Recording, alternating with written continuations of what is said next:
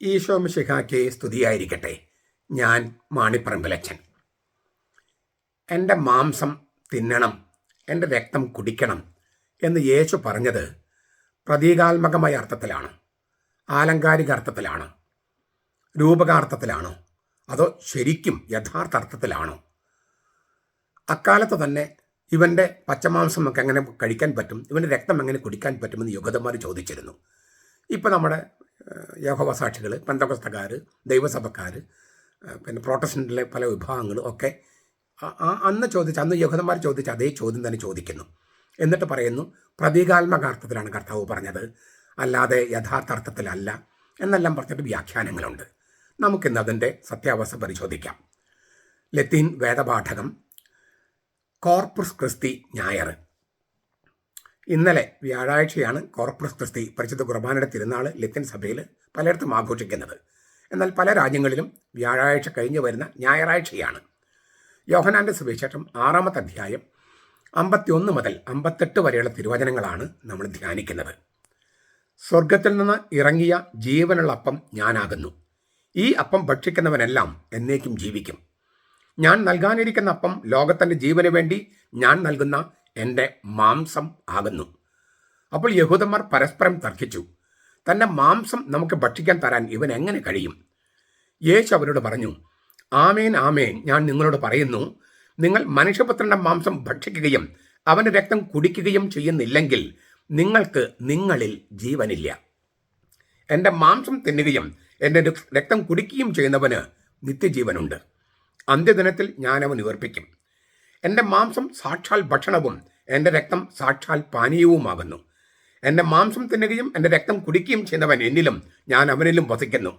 ജീവനുള്ള പിതാവ് എന്നെ അയച്ചിട്ട് ഞാൻ പിതാവ് മൂലം ജീവിക്കുന്നത് പോലെ എന്നെ തിന്നുന്നവൻ ഞാൻ മൂലം ജീവിക്കും. ഇത് സ്വർഗത്തിൽ നിന്ന് ഇറങ്ങി വന്ന അപ്പം ആകുന്നു. പിതാക്കന്മാർ ഭക്ഷിക്കുകയും മരിക്കുകയും ചെയ്തതുപോലെ അല്ല, ഈ അപ്പം തിന്നുന്നവൻ എന്നേക്കും ജീവിക്കും.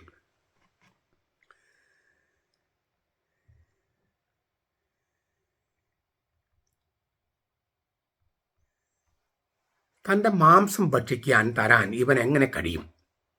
6:52 യോഹന്നാൻ 6:52 യഹൂദന്മാർ ചോദിച്ച ചോദ്യം. ഞാൻ പറഞ്ഞല്ലോ, ഇന്ന് പലരും ചോദിക്കുന്ന ചോദ്യം.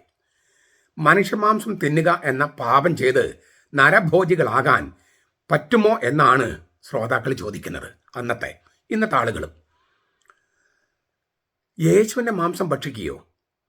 അത് അരോചകമല്ലേ എന്നാണ് ചോദിക്കുന്നത്. നിയമാവർത്തനം 28:53. വാസ്തവത്തിൽ ഇതൊരു തെറ്റിദ്ധാരണയാണ് ഈ ചോദ്യം. തൻ്റെ ഭൗമിക ജീവിതത്തിൽ യേശുവിനുണ്ടായിരുന്ന ഭൗതിക മാംസമല്ല നമുക്ക് ഭക്ഷിക്കാനായി യേശു തരുന്നത്. മരിച്ചവരിൽ നിന്ന് ഉയർത്തതിന് ശേഷം യേശുവിനുണ്ടായ തേജസാർന്ന മാനുഷികതയാണ് നമുക്ക് ഭക്ഷിക്കാനായി അവൻ നൽകുന്നത്. അതുകൊണ്ട് തന്നെയാണ് ഞാൻ ജീവിക്കുന്ന അപ്പം ആകുന്നു എന്ന് യേശു പറയുന്നത്. ലിവിങ് ബ്രെഡ്, ഞാൻ ജീവിക്കുന്ന അപ്പമാകുന്നു. മരിച്ചിട്ട് ഉയർത്തവനാണ്, ആ തേജസാർന്ന ആളത്വമാണ് നമുക്ക് തരുന്നത്, അല്ലാതെ പച്ചമാംസം ഭക്ഷിക്കാനല്ല. 6:53 പറയാണ്, മാംസം ഭക്ഷിക്കും രക്തം കുടിക്കും ചെയ്യുന്നില്ലെങ്കിൽ നിങ്ങൾക്ക് നിങ്ങൾ ജീവനില്ല. യേശു വളരെ ആക്ഷരികമായിട്ടാണ്, ലിറ്ററലായിട്ടാണ് സംസാരിക്കുന്നത്. എന്നാൽ അത് കൗതാശികമായിട്ടാണ്, ആലങ്കാരികമായിട്ടോ പ്രതീകാത്മകമായിട്ടോ അല്ല. ഞാൻ കുറച്ച് കഴിയുമ്പോൾ അതിൻ്റെ വിശദാംശങ്ങൾ പറയാം. ആലങ്കാരികവും പ്രതീകാത്മകമായ അർത്ഥത്തിൽ മാംസം തിന്നുക, രക്തം കുടിക്കുക എന്നതിന് യുദ്ധത്തിലെ ക്രൂരതകൾ എന്നാണ് അർത്ഥം. മാംസം തിന്നുക എന്നോ രക്തം കുടിക്കാന്നോ പറഞ്ഞാൽ, ആലങ്കാരികമായിട്ട് പറഞ്ഞാൽ അല്ലെങ്കിൽ പ്രതീകാത്മകമായിട്ട് പറഞ്ഞാൽ യുദ്ധത്തിലെ ക്രൂരതകൾ എന്നാണ്. നിയമാവർത്തനം 32:42, യഹസ്കേൽ 39:17-18. അപ്പോൾ പ്രതീകാത്മക അർത്ഥത്തിൽ കർത്താവ് പറഞ്ഞ യുദ്ധത്തിൻ്റെ ക്രൂരതകൾ എന്നർത്ഥം വരും, പ്രതീകാത്മക അർത്ഥത്തിൽ പറഞ്ഞാൽ. അപ്പോൾ കർത്താവ് ആക്ഷരികമായിട്ടാണ് പറയുന്നത്, പ്രതീകാത്മകത്വത്തിലല്ല. പക്ഷെ ആക്ഷരികം എന്ന് പറഞ്ഞാലും അത് കൗതാശികമാണ്. പടയ ഉടമ്പടിയുടെ നിയമം അനുസരിച്ച് മൃഗങ്ങളുടെ രക്തം കുടിക്കാൻ പാടില്ല. ഉൽപ്പത്തി 9:4, ലേവ്യർ 17-17 അധ്യായം 10 മുതൽ 13 വരെ, നിയമാവർത്തനം 12-16. അതായത് ഈ രക്തത്തിൽ ജീവനുണ്ടെന്നാണ്. മൃഗങ്ങളുടെ രക്തം കുടിച്ചാൽ മൃഗങ്ങൾ ജീവൻ കഴിക്കുകയാണ്. അങ്ങനെ ചെയ്താൽ തീർത്തും സ്വാഭാവികവും മനുഷ്യനേക്കാൾ താഴ്ന്ന ഒരു ജീവനെ കഴിക്കുന്നൊരു തുല്യമാകും. അപ്പൊ ഈ വിലക്കിന്റെ പരിധിയിൽ വരുന്ന കാര്യമല്ല കർത്താവ് പറയുന്ന രക്തം കുടിക്കുക എന്നതിൻ്റെ അർത്ഥം. യേശുവിൻ്റെ കൽപ്പന ആ രക്തം കുടിക്കാൻ പാടില്ല എന്ന പഴയ നിയമത്തിലെ വിലക്കിൻ്റെ പരിധിയിൽ വരുന്ന കാര്യമല്ല. യേശു നൽകുന്ന ജീവൻ സ്വാഭാവിക ബയോളജിക്കൽ ജീവനല്ല, അതിസ്വാഭാവിക ജീവനാണ്. അത് നമ്മെ മൃഗങ്ങളുടെ നിലയിലേക്ക് വലിച്ചിറക്കുകയല്ല, ദൈവിക സ്വഭാവത്തിൽ പങ്കുകാരാക്കുന്ന തരത്തിൽ നമ്മെ ഉയർത്തുകയാണ്. 2 പത്രോസ് 4:1-4 കത്തോലിക്ക സഭയുടെ മതബോധനം 1391. നിങ്ങൾ മനുഷ്യപുത്രന്റെ മാംസം ഭക്ഷിക്കുകയും അവന്റെ രക്തം കുടിക്കുകയും ചെയ്യുന്നില്ലെങ്കിൽ നിങ്ങൾക്ക് നിങ്ങളിൽ ജീവനില്ല. ആ ജീവൻ എന്ന് പറയുന്നത് ബയോളജിക്കൽ ജീവനല്ല, നിത്യജീവൻ അല്ലെങ്കിൽ അനശ്വര ജീവനാണ്.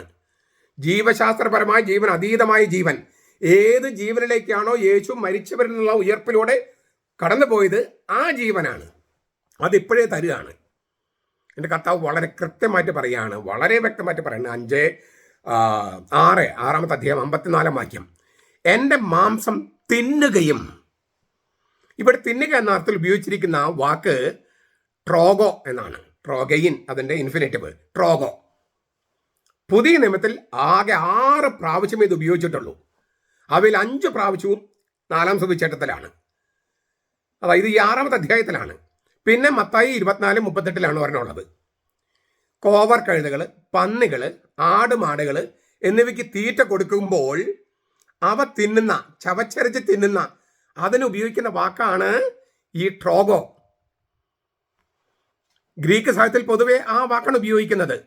ഈ ആടുമാടുകൾ, കന്നുകാലികളൊക്കെ കഴിക്കുന്നത് ച്യൂ എന്ന് പറയില്ലേ, ചവച്ചരച്ച് കഴിക്കുക. ചില ഘട്ടങ്ങളിൽ മനുഷ്യർ ആഹാരം കഴിക്കാൻ സൂചിപ്പിക്കാൻ ഉപയോഗിച്ചിട്ടുണ്ട് ഗ്രീക്ക് സാഹിത്യത്തിൽ.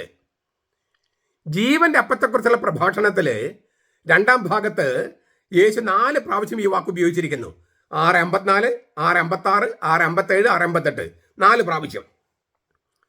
യേശുവിൻ്റെ പ്രഭാഷണത്തിൽ അതുവരെ ഭക്ഷിക്കുക എന്ന് പറഞ്ഞിട്ട് ഈ 54-ാം വാക്യം വരുമ്പോൾ, 56-ാം വാക്യം വരുമ്പോൾ 57, 58 തിന്നുക എന്ന് ഉപയോഗിക്കും. ഞാൻ പറഞ്ഞല്ലോ, സാധാരണ ഭക്ഷിക്കാനുള്ള വാക്ക്, ഭക്ഷിക്കുക എന്നുള്ള അർത്ഥം ഉപയോഗിക്കുന്ന ഗ്രീക്ക് വാക്ക് എസ്തിയോ എന്നാണ്, എസ്തിയോ. എന്നാൽ ഇവിടെ ട്രോഗോ എന്ന വാക്ക് ഉപയോഗിക്കുന്ന കർത്താവ് ഒരല്പം അപരിഷ്കൃതമായ വാക്കാണ്. മൃഗങ്ങൾ ഭക്ഷിക്കുന്നതിന്, അല്ലെങ്കിൽ നാവ് എന്ന് പറയല്ലോ, നാവ്, GNAW, നാവ്. ബ്രിട്ടീഷ് പ്രൊനൗൺസിയേഷനിൽ നാവ്, നാ എന്നാണ് അമേരിക്കക്കാർ പറയുക. ട്രോഗോ എന്ന വാക്കിന് GNAW, നാവ്, ഗ്നാവ്. സ്പെല്ലിംഗ് അറിയാൻ വേണ്ടി ഞാൻ പറയാണ്, ഗ്നാവ്, GNAW, നാവ് എന്നാണ് ഉച്ചാരം. അതായത് ഈ എലി കരണ്ട് തിന്നില്ലേ, ഇങ്ങനെ കരണ്ട് തിന്നില്ലേ, അതിനുപയോഗിക്കുന്ന വാക്കാണ്. ആ വാക്കാണ് കർത്താവ് ഉപയോഗിക്കണേ. ഒന്നുകിൽ ചവച്ചരച്ച് കഴിക്കുക എന്നുള്ളത് ച്യൂ എന്നുള്ള വാക്ക്, അല്ലെങ്കിൽ നാവ് എന്ന് പറഞ്ഞാൽ കരണ്ട് തിന്നുക. എന്തിനാണ് കർത്താവ് ഈ വാക്ക് മാറിയത്? എസ്തിയോ എന്ന് പറഞ്ഞാൽ സാധാരണ ഭക്ഷിക്കുക.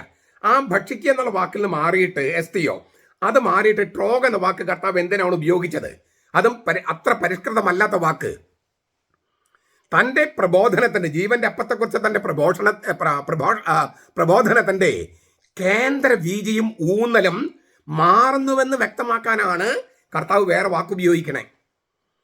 ഇവിടെ മുതൽ 54-ാം വാക്യം മുതൽ വിശുദ്ധ കുർബാനയും അത് യഥാർത്ഥത്തിൽ തിന്നുന്നതുമാണ് പ്രബോധനത്തിൻ്റെ കേന്ദ്ര ബിന്ദു. അതിലാണ് കർത്താവ് ഊന്നൽ നൽകുന്നത്. അത് യഥാർത്ഥത്തിൽ തിന്നുന്നത് കാണിക്കാനാണ് മൃഗങ്ങൾ തിന്നുന്നത് പോലെയോ, ചവച്ചരച്ച് തിന്നുന്നത് പോലെയോ, അല്ലെങ്കിൽ എലി കരണ്ട് തിന്നുന്നത് പോലെയോ ഉള്ള ആ വാക്ക് ഉപയോഗിക്കുന്നത്. അതിനാൽ ഈ 4 സ്ഥലങ്ങളിലും ഭക്ഷിക്കുക എന്നല്ല, തിന്നുക എന്നാണ് നമ്മൾ ഭാഷപ്പെടുത്തിയിരിക്കുന്നത്.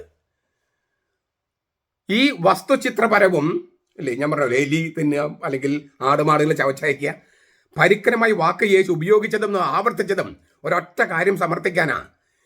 കൂദാശിയിൽ നൽകപ്പെടുന്ന ജീവദായകമായ അവൻ്റെ മാംസം നാം തിന്ന്, അവൻ്റെ ജീവദായകമായ രക്തം നാം കുടിച്ച്, വെറുതെ പ്രതീകാത്മകമായ അർത്ഥത്തിലോ ആലങ്കാരികമായ അർത്ഥത്തിലല്ല, യഥാർത്ഥത്തിൽ തന്നെ കുടിച്ചും തിന്നും, യഥാർത്ഥവും ശാരീരികമായ വിധത്തിൽ തിന്നു കുടിച്ച് നമ്മുടെ വിശ്വാസം പ്രകടിപ്പിക്കണമെന്ന് കാണിക്കാൻ തന്നെ, in a real and physical way. ഞാൻ ആവർത്തിക്കുകയാണ്, മാംസം തിന്നുക, രക്തം കുടിക്കുക എന്നതിന് യഥാർത്ഥമായ അർത്ഥമാണുള്ളത്. രൂപകാർത്ഥമോ പ്രതീകാത്മകമായ അർത്ഥമോ അല്ല.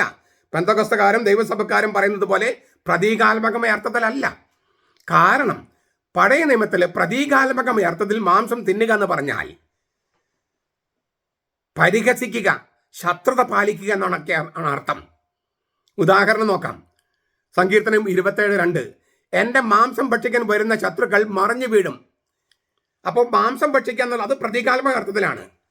പ്രതീകാത്മക അർത്ഥത്തിൽ മാംസം തിന്നുക എന്ന് പറഞ്ഞാൽ ശത്രുത പാലിക്കുക, പരിഹസിക്കുക എന്നാണ് അർത്ഥം. മരിക്കാതെ ശേഷിക്കുന്നവർ പരസ്പരം കടിച്ചു കീറി മാംസം ഭക്ഷിക്കട്ടെ എന്ന് സക്കറിയ പ്രവാചകൻ പറയുന്നുണ്ട്. സക്കറിയ 11:9. അതായത് പരസ്പരം കടിച്ചു കീറി മാംസം ഭക്ഷിക്കുക. അത് രൂപകാർത്ഥത്തിലോ പ്രതീകാത്മകാർത്ഥത്തിലാണ്. മാംസം ഭക്ഷിക്കുക എന്നുള്ളത് പ്രതീകാത്മകമായ അർത്ഥത്തിലാണെങ്കിൽ പിശാചിനുള്ള പര്യായ പദമാണ്. അതിൽ രക്തം കുടിക്കുക, മാംസം ഭക്ഷിക്കുക എന്നീ യേശുവിന്റെ പ്രസ്താവങ്ങൾ ആലങ്കാരിക അർത്ഥത്തിലോ പ്രതീകാത്മക അർത്ഥത്തിലല്ല യേശു ഇവിടെ ഉപയോഗിക്കുന്നത്. കുർബാനിൽ അപ്പവും വീഞ്ഞും യേശുവിന്റെ മാംസരക്തനായി രൂപാന്തരപ്പെടുകയും അത് മനുഷ്യൻ ഭക്ഷിക്കുകയും പാനം ചെയ്യുകയും വേണം എന്ന യഥാർത്ഥവും ശാരീരികവുമായ അർത്ഥത്തിലാണ്, റിയൽ ആൻഡ് ഫിസിക്കൽ അർത്ഥത്തിലാണ് യേശു ഉപയോഗിക്കുന്നത്. പക്ഷെ ഞാൻ നേരത്തെ പറഞ്ഞതുപോലെ ഇത് യേശുവിന്റെ പച്ചമാംസം ഭക്ഷിക്കുക അല്ലെങ്കിൽ പച്ചരക്തം കുടിക്കുക എന്ന അർത്ഥത്തിലല്ല. കാരണം ഈ മാംസമായി തീരുന്ന കർത്താവ് എന്ന സംഗതിയിലും കർത്താവിന് മാംസം ഭക്ഷിക്കുക രക്തം കുടിക്കുക എന്നതിലും ഇത്രയേറെ ഊന്നൽ കൊടുക്കുന്ന ആ സന്ദർഭത്തിൽ യേശു പറയാണ്, ആത്മാവാണ് ജീവൻ തരുന്നത്, മാംസം ഒന്നിനും ഉപകരിക്കുന്നില്ല. അപ്പോൾ പച്ചമാംസം അല്ല കർത്താവ് ഭക്ഷിക്കാൻ പറയണേ. അങ്ങനെ നമ്മൾ നരഭോജികളാകാനും അല്ല പറയുന്നത്. യോഹന്നാൻ 6:63 പറയാണ്, കർത്താവിന് മാംസം ഭക്ഷിക്കണം, അവന് രക്തം കുടിക്കണം എന്നിങ്ങനെ ഊന്നി ഊന്നി ഊന്നി ഇങ്ങനെ എത്ര പ്രാവശ്യം പറഞ്ഞിരിക്കുന്ന കർത്താവ്. എന്നിട്ടും പറയാണ്, ആത്മാവാണ് ജീവൻ നൽകുന്നത്, മാംസമല്ല. എന്ന് വെച്ചാൽ ജീവദായകനായ ആത്മാവായി കർത്താവ് മാറുന്നത് എപ്പോഴാണ്? ഉത്ഥാനത്തിലാണ്. ആ ഉത്ഥാനത്തിൽ അവൻ പുതിയ തരത്തിലുള്ള ഒരു ശരീരത്തിലേക്ക് കടന്നുപോയി. ഇല്ലേ? വാതിലും ജനലൊക്കെ അടഞ്ഞു കിടക്കുമ്പോഴും അവന് പ്രത്യക്ഷപ്പെടാം. പക്ഷെ അവൻ ഭൂതമോ പ്രേതമോ അല്ല, ശരീരമുണ്ട് അവന്. തോമസിന് തൊടാൻ പറ്റി, സ്ത്രീകൾക്ക് അവൻ്റെ കാലിൽ കെട്ടിപ്പിടിക്കാൻ പറ്റി, മറിയമക്കളിലേക്കും കഴിഞ്ഞു. അപ്പോൾ അങ്ങനെയുള്ള ഒരു ശരീരത്തിലേക്കും കടന്നുപോയി, തേജസ്സാർന്ന ശരീരം. പക്ഷെ അത് യഥാർത്ഥ ശരീരമാണ്, എന്നാൽ ഭൗതിക ശരീരമല്ല. ഭൗതിക ശരീരത്തിൻ്റെ പരിമിതികളെ അതിലംഘിക്കുന്ന അതിനെ കവിഞ്ഞു പോകുന്ന യഥാർത്ഥ ശരീരമാണ്. അത് കഴിക്കണമെന്നാണ് കർത്താവ് പറഞ്ഞത്. അത് പ്രതീകാത്മകമായ അർത്ഥത്തിലല്ല. യേശു എന്ന ആൾക്ക് അവൻ്റെ ശരീരത്തിന് 4 ചക്രവാളങ്ങളുണ്ട്. ഒന്ന്, ഈ ഭൂമിയിൽ BC 3 പരിശുദ്ധ കന്യകാമറിയത്തിന്റെ ഗർഭത്തിൽ ഉരുവായി. പിന്നെ അവൻ BC 2 അവൻ ജനിച്ചു ഭൂമിയിൽ. AD 33 അവൻ മരിച്ചു. അതുവരെ അവനുണ്ടായിരുന്ന ഭൗതിക ശരീരം, അതാണ് ഒന്നാമത്തെ ശരീരം. AD 33 ഏപ്രിൽ മാസം 5-ാം തീയതി അവൻ മരിച്ചവൻ ഉയർത്തെഴുന്നേറ്റു. അപ്പോൾ അവന് തേജസ്സാർന്ന ശരീരം കിട്ടി. പക്ഷേ ഭൂമിയിൽ ഭൗതിക ശരീരത്തിൽ ജീവിച്ച അതേ ആൾ തന്നെയാണ് ഉത്ഥാനം ചെയ്തത്. ആ ശരീരം തന്നെ പക്ഷേ രൂപാന്തരപ്പെട്ടു. ആ ശരീരത്തോടു കൂടിയാണ് അവൻ ഉത്ഥാനം ചെയ്തത്. അത് ഉത്ഥിത ശരീരം, പക്ഷെ ഒരാൾ തന്നെ. അവൻ സഭാത്മക ശരീരമായി മാറുന്നു. നമ്മൾ അവന് ശരീരമാണ്. അവൻ നമ്മുടെ തലയാണ്. പൗലോസ്ലീഹ പറയുന്നു, നാം ഒരേ അപ്പത്തിന് ഭക്ഷിക്കുകയും ഒരേ രക്തം കുടിക്കുകയും ചെയ്യുന്നവർ യേശുക്രിസ്തുവിന്റെ ശരീരമാണ്. എന്ന് വെച്ചാൽ സഭയാണ്. സഭയെ കത്തോലിക്കർ പറയുന്ന വാക്ക് മൗതിക ശരീരം എന്നാണ്. സഭാത്മക ശരീരം എന്നാണ് കുറച്ചുകൂടി നല്ല വാക്ക്, മിസ്റ്റിക്കൽ ബോഡി. അതായത് ക്രിസ്തുവിലേക്ക് ഉൾച്ചേർക്കപ്പെട്ടവരാണ്. മാമോദീസയാലും സൈരലേപനത്താലും തൈലാഭിഷേകം, കുർബാനയാലും ക്രിസ്തുവിലേക്ക് ഉൾച്ചേർക്കപ്പെട്ടവരെയാണ് സഭ എന്ന് പറയണേ. അപ്പോൾ അവൻ്റെ ശരീരമായി മാറുകയാണ്. അപ്പോൾ ഓരോ ക്രിസ്ത്യാനിയും ക്രിസ്തുവിൻ്റെ എക്സ്റ്റൻഡഡ് ബോഡിയാണ്. ഇല്ലേ? കർത്താവിൻ്റെ ശരീരം ഇങ്ങനെ വിശാലമാക്കപ്പെട്ടതാണ് ഓരോ ക്രിസ്ത്യാനിയും. ഇനി ഞാനല്ല, ക്രിസ്തു എന്നിൽ ജീവിക്കുന്നു. അപ്പോൾ സഭാത്മക ശരീരം, കത്തോലിക്ക സഭയിലെ ഓരോ വ്യക്തിയും ക്രിസ്തുവിന് ശരീരമാണ്. അതുകൊണ്ടാണ് അവരുമായിട്ട് ഒന്നാകുന്നത്. പിന്നെ കൗദാശിക ശരീരം, വിശുദ്ധ കുർബാന. ഈ 4 ശരീരങ്ങളിലൂടെയും വരുന്നത് ഒരേ ആൾ തന്നെയാണ്. അന്ന് ഭൂമിയിൽ ജീവിച്ച ആൾ തന്നെയാണ് ഉത്ഥാനം ചെയ്തത്. അവൻ തന്നെയാണ് ഓരോ വിശ്വാസിയുമായിട്ടും താതാത്മ്യപ്പെട്ടിരിക്കുന്നത്. അവൻ തന്നെയാണ് കൗദാശികമായിട്ട് വിശുദ്ധ കുർബാനയിൽ വരുന്നത്. അപ്പോൾ ജീവദായകനെ ആത്മാവായി തീർന്ന ഈശോ തൻ്റെ ശരിക്കുള്ള ശരീരവും രക്തവും നമുക്ക് നൽകുകയാണ്. അത് അവൻ്റെ വാക്കിൻ്റെ ശക്തി, അവൻ്റെ പരിശുദ്ധാത്മാവിൻ്റെ ശക്തി. അങ്ങനെ ചെയ്യാനായിട്ട് ഇത് നിങ്ങൾ എൻ്റെ ഓർമ്മയ്ക്കായി ചെയ്യുവനെന്ന് അവൻ തന്നെയാണ് കൽപ്പിച്ചത്. നിങ്ങൾ ഇതുവരെ എൻ്റെ നാമത്തിൽ ചോദിച്ചിട്ടില്ല, ചോദിക്കൂ തരുമെന്ന് പറഞ്ഞു. അവൻ്റെ നാമത്തിൽ നമ്മൾ ചോദിക്കുന്നത് പരീക്ഷയ്ക്ക് പാസ്സാകാനോ വിസ കിട്ടാനോ ഒന്നുമല്ല. അവൻ്റെ നാമത്തിൽ നാം ചോദിക്കുന്നത് കൂദാശയ്ക്ക് മാത്രമാണ്. അങ്ങനെ അവന്റെ നാമത്തിൽ അവന്റെ ആളത്വത്തിൽ നിന്ന് പരിശുദ്ധാത്മാവിനോട് പ്രാർത്ഥിച്ച് അവന്റെ പരിശുദ്ധാത്മാവിനെ ഇറക്കിക്കൊണ്ടുവരാനായിട്ട് അവന്റെ ആത്മാവിന്, പൗരോഹിത്യത്തിന്റെ ആത്മാവിനെ ഇട്ടുകൊടുത്തിരിക്കുന്നതാണ് പുരോഹിതന്മാരിൽ. അങ്ങനെ ആ പൗരോഹിത്യം ഇല്ലെങ്കിൽ, ഈ വിശുദ്ധ കുർബാന ഇല്ലെങ്കിൽ കത്തോലിക്ക സഭ ഉണ്ടാകില്ല. വെറും ഒരു മത ക്ലബ്ബായിട്ട് മാറും. ഈ പെന്തക്കോസ്തക്കാർ ഒരു വെറും മത ക്ലബ്ബാണ്, നല്ല മത ക്ലബ്ബാണ്, പക്ഷേ സഭയല്ല. ദൈവസഭക്കാരെന്ന് പറയുന്നവരും ഒരു ക്ലബ്ബാണ്. പൗരോഹിത്യം കൂതാശ അവിടെ ഇല്ല. അതില്ലാതെ സഭയാകില്ല. അതുകൊണ്ടാണ് കർത്താവ് തന്നെ ഈ മഹാപുരോഹിത പ്രാർത്ഥന ചൊല്ലി സ്ലീഹന്മാരെ പുരോഹിതന്മാരായി വാഴിച്ചത്. സ്ലീഹന്മാര് കൈവപ്പിലൂടെ മെത്രാന്മാരെയും പുരോഹിതന്മാരെയും വാഴിച്ചത്. ഇതൊക്കെ നമ്മുടെ ബൈബിളിൽ കിടക്കുന്നതാണ്. എന്നിട്ടും പുതിയ നിയമത്തിൽ പൗരോഹിത്യമില്ല. യേശു എന്ന പുരോഹിതൻ മാത്രമേ ഉള്ളൂ. അവൻ മറ്റാരെയും പുരോഹിതന്മാരെ വാഴിച്ചിട്ടില്ലെന്നൊക്കെ പറഞ്ഞ് തെറ്റായി പഠിപ്പിക്കുന്നത്. അപ്പം ഒരു തെറ്റ് പഠിപ്പിക്കാൻ തുടങ്ങിയാൽ പിന്നെ അതിന് പുറകെ ഒരുപാട് തെറ്റുകൾ വരും. അവരാദ്യം പരിശുദ്ധ കന്യാമൃത്തെ ആക്രമിക്കാൻ തുടങ്ങി, പിന്നെ കുർബാനയെ ആക്രമിക്കാൻ തുടങ്ങി. അപ്പോൾ പൗരോഹിത്യത്തെ ആക്രമിക്കേണ്ടതായിട്ട് വരും അവർക്ക്. പിന്നെ യേശുക്രിസ്തുവിന്റെ തനിമ അവർ നഷ്ടപ്പെടുത്തി. അപ്പം മറിയത്തിന് വേറെ മക്കളുണ്ടെന്ന് പഠിപ്പിക്കാനായിട്ട് ഒന്നിനും കൃത്യമായ ഒരു തെളിവുമില്ല. തിരുവചനങ്ങൾക്ക് വിരുദ്ധമായിട്ടാണ് പഠിപ്പിക്കുന്നത്. പിന്നെ വചനങ്ങൾ അർത്ഥം അറിയില്ല. ഈ ശുശ്രൂഷ എന്ന വാക്കിന് ഈ ഡീക്കന്മാരുടെ ശുശ്രൂഷയല്ല, ദിവ്യ ശുശ്രൂഷ, ലൈത്തുർഗിയ, ലിറ്റർജി. ഞാൻ ഇന്നലെ പറഞ്ഞതാണ്. പൗലോസ് പറയാണ്, ഞാൻ ലൈത്തുർഗോസ് ആണ്, അതായത് ലിറ്റർജി അർപ്പിക്കുന്ന പുരോഹിതനാണ് ഞാൻ. എന്നിട്ട് ഞാൻ സമർപ്പിക്കുന്നത് കർത്താവ് ചെയ്തതുപോലെ ഈ മാനസാന്തരപ്പെട്ട വിജാതീയരെയാണ് ഞാൻ കർത്താവിലേക്ക് കൊടുക്കുന്നത്. കർത്താവ് അവരെ കുരിശിലേക്ക് എടുത്തു വെച്ച് ആ കുരിശിൽ കിടന്നുകൊണ്ട് ദൈവപിതാവിന് കൊടുക്കുന്നു. ഇതാണ് ബലി എന്നാണ്. എത്രയോ ആഴമേറിയ സംഗതികളാണ്. പക്ഷെ ഈ ആഴത്തിലേക്ക് പോകാൻ പറ്റാതെ ഈ പുറത്ത് വചനത്തിന്റെ തൊലിപ്പുറത്ത് കിടന്നിട്ട് ഇങ്ങനെ എഴുതപ്പെട്ടിട്ടുണ്ട് ഓക്കെ ഉണ്ട്. പക്ഷെ അതിന്റെ വാക്കെന്താണ്? മലയാളത്തിലല്ലോ എഴുതിയിരിക്കുന്നത്, ഗ്രീക്കിലും ഹീബ്രുവിലും ഒക്കെ അല്ലേ. അപ്പം അതിൻ്റെ അർത്ഥം അറിയണ്ടേ? അങ്ങനെ അതിൻ്റെ അർത്ഥത്തിൻ്റെ ആഴങ്ങളിലേക്ക് പോയി കത്തോലിക്ക സഭ രൂപപ്പെടുത്തിയതിനെയാണ് വിശ്വാസ പ്രമാണം, വിശ്വാസ സത്യങ്ങൾ എന്ന് പറയണേ. അല്ല കത്തോലിക്ക സഭ കണ്ടെത്തുന്ന ഇങ്ങനെ ഇൻവെന്റ് ചെയ്യല്ല. കത്തോലിക്ക സഭ വചനത്തിൽ കിടക്കുന്ന സംഗതികൾ, അതിൽ ഹീബ്രുവിലും ഗ്രീക്കിലും ലത്തീനിലൊക്കെ കിടക്കുന്ന, സുറിയാനിലും കിടക്കുന്ന സംഗതികളുടെ അതിൻ്റെ ഒരു വിശദീകരണമാണ് വ്യാഖ്യാനമായിട്ടും ഡോക്മയായിട്ടും നൽകുന്നത്. ഞാൻ ഈ പറ്റാവുന്ന എല്ലാ മതങ്ങളും പറ്റാവുന്ന എല്ലാ സഭാ വിഭാഗങ്ങളെയും കുറിച്ച് പഠിക്കുമ്പോഴൊക്കെ എനിക്ക് കത്തോലിക്ക സഭയോടുള്ള സ്നേഹവും ആദരവും കൂടുകയാണ്. അതിലൊരുപാട് പ്രശ്നങ്ങളുണ്ട്. സീറോ മലബാർ സഭയിൽ ഒരുപാട് പ്രശ്നങ്ങളുണ്ട്, ലത്തീൻ സഭയിലുണ്ട്. പക്ഷെ ആ പ്രശ്നങ്ങളൊന്നും എന്നെ അലട്ടാത്തതിന് കാരണം ആ പ്രശ്നം പരിഹരിക്കാനുള്ള എൻ്റെതായ തരത്തിൽ ഞാൻ പരിഹരിക്കാൻ ശ്രമിക്കുന്നുണ്ട്. പക്ഷെ അതൊന്നും എന്നെ അലട്ടാത്തതിന് കാരണം ഈ പുറത്ത് കാണുന്നതിന് അപ്പുറത്താണ് ഈ കത്തോലിക്ക സഭ എന്ന് പറയുന്നത്. ഈ കത്തോലിക്ക സഭയുടെ ആത്മാവ് എന്ന് പറയുന്നത് പരിശുദ്ധ റൂഹയാണ്, പരിശുദ്ധാത്മാവാണ്. അതുകൊണ്ട് അതിന് സഭ എന്ന് പറയണേ, അല്ലെങ്കിൽ ഒരു മത ക്ലബ്ബായിട്ട് മാറും. ഞാൻ ആവർത്തിക്കുക, ഈ കുർബാന അതുപോലെ മറ്റ് കൂതാശകളില്ലെങ്കിൽ, അത് അനുഷ്ഠിക്കാൻ പൗരോഹിത്യമില്ലെങ്കിൽ മത ക്ലബ്ബായിട്ട് മാറും. പ്രോട്ടസ്റ്റന്റ് സഭ ഒരു സഭയല്ല, ഒരു മത ക്ലബ്ബാണ്. 16-ാം നൂറ്റാണ്ടിൽ ഒരു മനുഷ്യൻ തുടങ്ങിയ മാർട്ടിൻ ലൂതർ തുടങ്ങി. പിന്നെ അത് പല വിഭാഗങ്ങളായിട്ട് പോയി. ദൈവം മനുഷ്യനായി വന്ന യേശുക്രിസ്തു സ്ഥാപിച്ച ഒറ്റ സഭയുള്ളൂ, അത് തിരുസഭയാണ്. ആ തിരുസഭയിൽ ഇപ്പോൾ 24 വ്യക്തിഗത സഭകളുണ്ട്. ഈ ശ്ലൈഹിക പാരമ്പര്യമുള്ള ചില സഭകളുണ്ട്. പക്ഷെ അവർ പത്രോസുമായിട്ട് ഐക്യത്തിൽ വന്നാലേ സഭയുടെ പൂർണ്ണതയിലേക്ക് എത്തും. അവർക്ക് പാരമ്പര്യങ്ങളൊക്കെ ക്യാമുമായിട്ട് അവർക്ക് ഉണ്ടാകുമായിരിക്കാം. പക്ഷെ പത്രോസുമായിട്ട് ഭിന്നതയിലായാൽ ആ സഭയുടെ പൂർണ്ണത ഉണ്ടാകില്ല. കാരണം കർത്താവ് ഈ 12 പേരുടെ തലവനായിട്ട് പത്രോസിനെ വെച്ചിട്ടുണ്ട്. അത് അംഗീകരിക്കണം. പാരമ്പര്യങ്ങളൊന്നും നഷ്ടപ്പെടുത്തരുത്, ശ്ലൈഹിക പാരമ്പര്യം നഷ്ടപ്പെടുത്തരുത്. പക്ഷെ അതേസമയം ഈ പത്രോസിൻ്റെ പരമാധികാരം അംഗീകരിക്കുകയും വേണം. പത്രോസ് ആകട്ടെ മറ്റുള്ളവരുടെ തുല്യതയും അന്തസ്സും ബഹുമാനിക്കും വേണം, അങ്ങോട്ടും ഇങ്ങോട്ടും വേണം. അതാണ് യോഹന്നാൻ സുവിശേഷം എഴുതിയത് പോലും. അതേക്കുറിച്ചൊക്കെ ഞാൻ ഒരുപാട് പറഞ്ഞിട്ടുണ്ട്. അല്ലെങ്കിൽ എൻ്റെ പുസ്തകങ്ങൾ വായിക്കുക, തോമായുടെ സിംഹാസനം പുസ്തകം എങ്കിലും വായിച്ചാൽ നിങ്ങൾക്ക് അതിൻ്റെ കാര്യങ്ങൾ കിട്ടും. ചുരുക്കത്തിൽ യേശുവിൻ്റെ ശരീരം ഭക്ഷിക്കണം, ശരിക്കും തിന്നണം.